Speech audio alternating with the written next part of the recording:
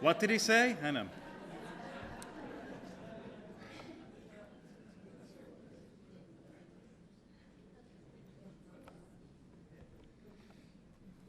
In our prayers tomorrow morning, we'll hear the phrase, Hayom Harat HaOlam.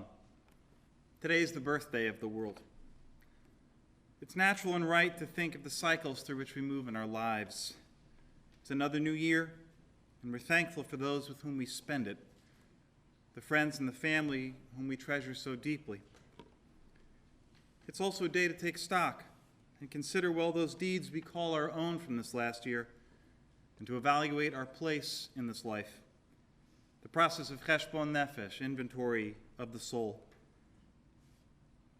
But the truth is that part of that process is to look to our left and to our right, and to see also with our mind's eye, and to think of those with whom we will never spend another Rosh Hashanah or any other day. Let's face it, the longer we live, the longer that list of people grows. It's only natural, then, that we should think of them this day also. If today is the day we call the birthday of the world, it should bring to mind new beginnings and also the endings. To be alive, to be a human being, to be in tune, means to be confronted with truths that we may not choose to consider every day. One of them is the absolute certainty of our own deaths. To know, to really know, that in the future, someone will say Kaddish for us. Our name will be on the board in the back of a sanctuary.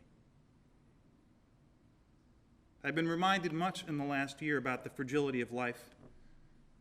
I have several friends facing terminal illnesses, and I know that I am not alone in this. We all know people who suffer. But it brings home that truth again. It brings home the pain. I was reminded this year of the first loss that I experienced. Maybe some of you remember what that was like. Perhaps you were children. Perhaps you were older. Reminded in a strange way through our children and the loss of our pet. I've spoken to many people lately who have put down or lost pets of many years, and for me it was again yet another reminder as I watched our cat of 12 years breathe out his last labored and rasping breaths on our kitchen floor. I was struck by how similar the physiology of his death was to those with people I have been when they have breathed out their last breaths. Through the eyes of my children and their first real experience of death, I was reminded again and again.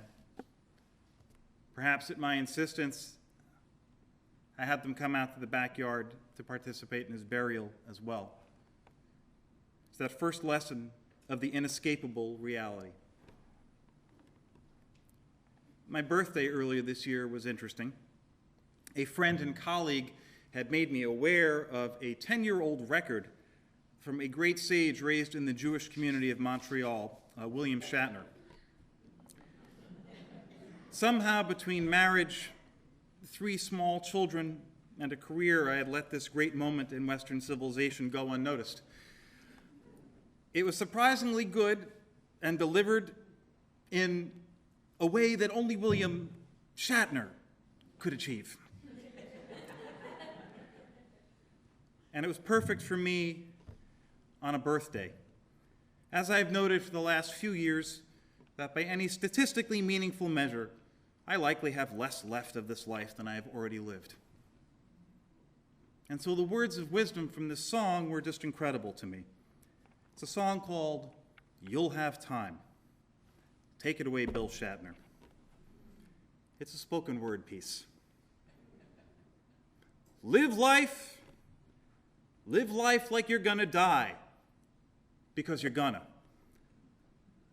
I hate to be the bearer of bad news, but you're gonna die. Maybe not today or even next year, but before you know it, you'll be saying, is this all there was? What was all the fuss? Why did I bother? Now maybe you won't suffer, maybe it's quick, but you'll have time to think. Why did I waste it? Why didn't I taste it? You'll have time. because you're going to die.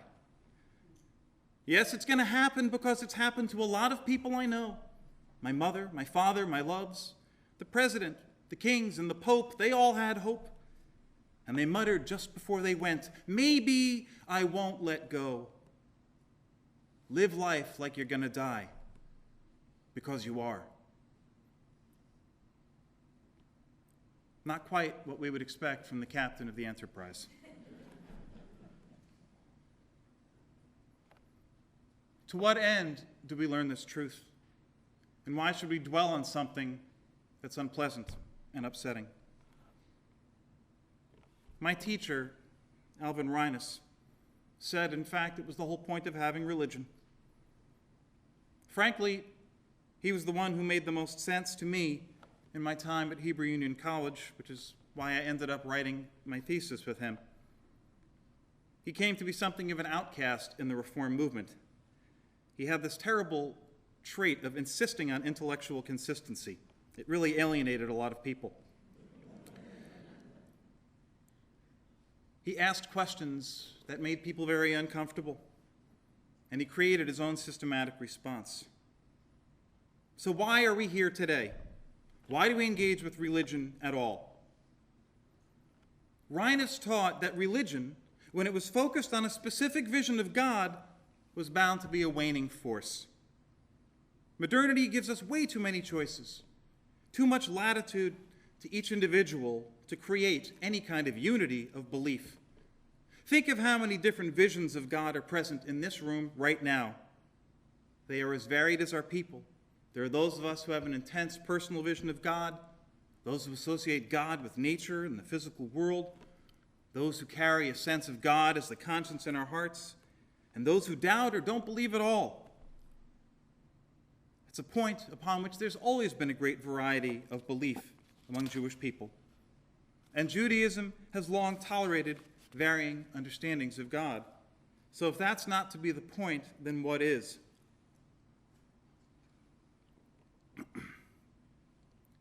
Religion in our day, as Reines understood it, had everything to do with facing our own mortality. I quote from him, "Religion is the human person's response to the conflict of finitude.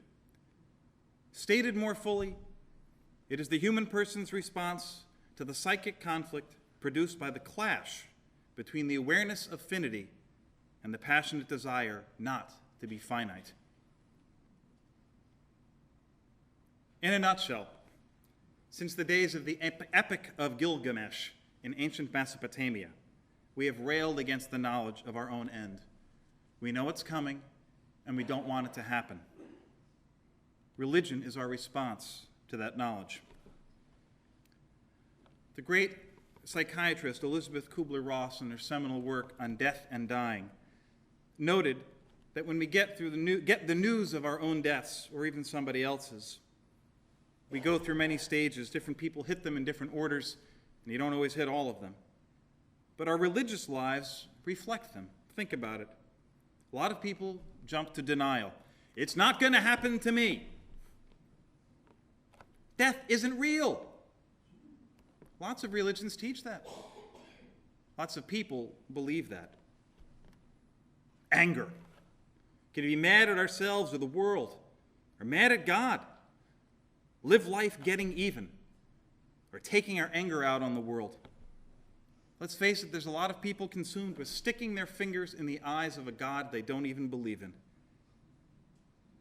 There's bargaining. If I do everything I'm supposed to, it won't happen, or maybe it'll happen later. I'll be good, I promise. Depression. What's the use? Why bother living if we'll all end the same way? Ecclesiastes tells us it's all the same, vanity and wind. And finally, there's acceptance. I can't do anything about it, and I accept it with equanimity. To quote Reines again, the ideal purpose of religion is to provide a response, to resolve the conflict, and attain a state of ultimate meaningful existence, which he terms soteria, the Greek term for salvation. resolving the conflict leads us to a meaningful existence. Why hear the voice of the shofar at all, if not to call us to a meaningful existence? To wake us up to the truths we have to face? If the best response to our acceptance and knowledge of death is a meaningful life, then I have to ask, how are we doing? How's this last year gone for you? If you're not so sure, join the club. That's why we're here. One certainty that goes with our knowledge and acceptance of the truth of death is the need to imbue life with meaning every day, and also the confusion over exactly what that means. How do I give meaning every day? Life lived with meaning is one that we live with intention. We do the things that we mean to, and we mean the things that we do. Here on the new year, we refocus ourselves on the purpose of being at all. Our response is that the Jewish way of life, handed down to us and refined across the millennia, with which we still engage, this is where meaning lies. There's a midrash taught in the name of Rabbi Meir. It teaches that when one is born, a baby comes into the world with hands clenched, as if to say, the whole world is mine and I will inherit it. But when we die, our hands are open, as if to say, I have not taken from this world a single thing. Our journey from year to year, I hope, will be one from clenched fists to open hands. It will be one of acquiring wisdom and finding our way. The sooner we open our hands, the sooner we accept that the end will come one day, I hope not too soon, and we accept it with equanimity. We recognize the speed of our own journey, the brief moment of time that our lives occupy. The sooner we do that, the better. The sooner we know ourselves and our values, and we bring ourselves to not waste the moments, the better. The sooner we recognize that our tradition can guide us, the sooner we live a life of meaning. I cannot wish you any greater blessing than that in this new year. Shana Tova.